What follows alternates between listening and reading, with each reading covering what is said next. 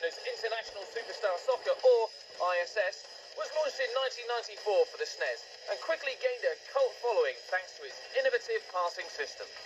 Subsequent ISS titles were launched for the Mega Drive and N64 until Pro Evo finally arrived on the PlayStation in 2000. Rebranded as Pro Evolution Soccer in 2003, the game has been kicking away at the shins of the competition on both the PS2 and Xbox ever since, with the recently released PES 6 the first to be launched on a next-gen console. The latest version offers players the chance to take on the heavyweights in the world game, with Brazil, Inter, Man United, France and Chelsea leading the charge. Thanks to its online offering, UK PES fans can even test their skills against their European brethren, pitting their tactical wits against the maestros of the continental game. With the top tier of all the major European leagues represented, plus an international pool that features the very cream of South America, PES 6 remains top of the virtual league for footy fans worldwide. So, like Ronaldo dancing through the Chelsea defence, let's jink our way through the rules for today's XLeague TV PES 6 Invitational Challenge. Between rounds, gamers will be given the chance to change their team selection. The quarter-final matches will last 10 minutes, the semis and final will last 15 minutes. A draw will be followed by extra time and then the dreaded penalties. This is a straight knockout competition, starting with 4 quarter-finals. The winner of the grand final will be crowned the first XLeague TV PES 6 Invitational Champion, as well as take home a cheque for a whopping £200. This is football at its most tactical, with some of the best players in the virtual world lacing their boots for the battle ahead. One slip, one missed tackle, one piece of magic will decide the outcome. Welcome to PES 6, the beautiful game. There it is, the sensational Pro Evolution Soccer 6. Now, Steve, obviously you've seen the gamers in action in the match arena. Tense in there, isn't it? I've been in there, yeah. There's a kind of uneasy tension. I mean, a lot of these guys have played each other before. They're pretty friendly, but, you know, once it gets down to it, it's dog-eat-dog in there.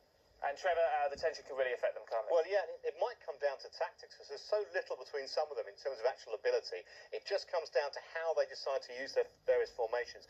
They take up to 15, 20 minutes. We've seen them. It's like watching someone studying for an A-level exam. They are that specific. They care so much about it. They are Sir Alex Ferguson or Arsene Wenger or whoever their team is. It's fantastic to watch. They're so dedicated. Thank you. Well, this is a tournament format today. We've already played the quarterfinals, so let's have a look at the road to the final. Here we go. That's Rob McLean. He was in the first quarterfinal. He was up against Kim Young Kim. And this was a bit of a one-sided affair. Obviously, Robert was playing Chelsea, Kim, Man United. Yes, and I think Kyung Yul Kim now realises the kind of standard he's going to have to attain if he wants to get to the top of this, because he was given a bit of a hiding. Having said that, it was his first major tournament, and he'd have found it something of a learning experience, I think. But and obviously, Rob McLean's no mug here, is he? Rob's one of the top gamers around, and he was all over his opponent in the first half, and pretty much put the game to bed before half-time. I was pretty impressed. I know you were too. Well, yeah, I mean, cherubic looks, innocent looks belie him, but McLean by name, yeah, as we see later, he's not afraid to get stuck in with a bit of the rough stuff. He really wasn't, was he? Then we had 2 sent off, didn't we? We had Carvalho and then Van der Sar. Yeah, it was a bit of a rough game, this. 2 sent off, but McLean really did clean up. 4-1, it ended. Quite impressive. We can go and have a look at the second quarter-final, see who McLean will play very shortly. There he is, that's Asim Tanvir. He was playing Barca there in the orange. He was up against Oz Idris, who was also playing Chelsea. There's Oz on your screen right now. This, Trevor, was a lot closer affair, wasn't it? It certainly was. It was nip and tuck the whole way. It was a bit of a midfield battle between the two sides. A lot of tactics came into play here, and in the end, Barcelona just shaded it. It was a great performance from Asim. I think it could be a bit of a dark horse. Possibly, I mean, I've got to say, Oz was my pretty much favourite. I've been on the PES circuit for a few years. I've seen Oz play in Nice, in Sardinia. A little bit of a character, something of George Best of PES. He said it. Behind him? He did say, all I have now is my history. He almost admitted defeat beforehand. I mean, at the age of 20, 21. Well, we can actually look at the third quarter-final now. Here we've got Mark Gardner. He's actually seeded. He's the second best player in the PES rankings. He was up against Lee Johnson. He was actually unseeded. A real outsider there, wasn't he, Steve? But this, again, was a very close game. It is. I mean, I offered you 66 to 1 on on the rookie. I should have taken it. You snubbed me, you scoffed, but yeah, you put in a great performance. No emotion shown. Well, I'll tell you what, Very unlucky to lose. Obviously, Mark's here, he's playing Manchester, and Lee is playing Arsenal. Arsenal in the yellow there. Yeah, and 66 would have been a great bet when Arsenal took the lead through Adebayor. That's quite late too. In a two-horse race, Yeah. But Gardner only sort of got out of jail with a very late leveler. 83rd minute from Scholes, and I think we'll see. I think Scholes scores the winner. This is the best goal, I think, in any of the quarter-finals for me. Absolutely Delicate shit there into the chop jagger. again, Very nice. talking about players, I mean, that is a Paul Scholes goal. We've seen Scholes do that for 10 years in the Premiership. That really was superb handling of the controller, and I mean, you can Quite see that. incredible finish. Just go to the fourth quarter-final here.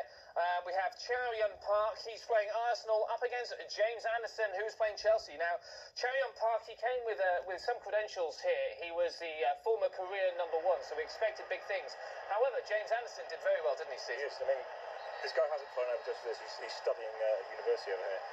James Anderson, he was the guy who spent 15 minutes setting up his tactics. I was watching him for the first 5. Went out, made himself a cup of tea, came back, he was still tweaking his team. He was still in the midfield then, wasn't he? Yeah. He really was. Actually, but obviously, paid off his Ferguson, does he spend this long tweaking his tactics? He spends a long time, Sir Alex. He's a cunning rascal, isn't he? But no, I mean, the way that these players actually set up their sides, and because they've faced each other before, maybe not in this game, but certainly we're going to see some familiar matchups later. You know, maybe that one tactical bit of brilliance could win or lose you a game. It really could. It really comes down to that, doesn't it, Steve? It's very, very tight at this level. It really is. I mean, you know, you and I, we're average players. You're 26,000 on Xbox Live. 25,000. Sorry, my mistake. You know, we'll stick it on default. I'll probably beat you 9 times out of 10. But these guys, take it to a whole new level. Ridiculous layers of subtlety that are beyond me.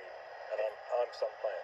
You really are. You really are. 6-2 in this quarter-final, Paul, and that made 17 goals in the 4 quarter-finals. Wow. Well, I'm just going to intercept that pass there because obviously we do have to talk about the semi-finals very shortly. The quarter-finals have already been played. The semi-final lineup is now installed. Guys, can I just ask you quickly, who's your money on? I like McLean. Why?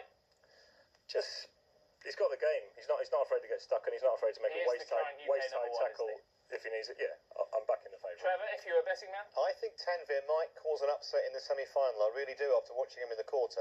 I think he might play Gardner in the final. Steve, any thoughts?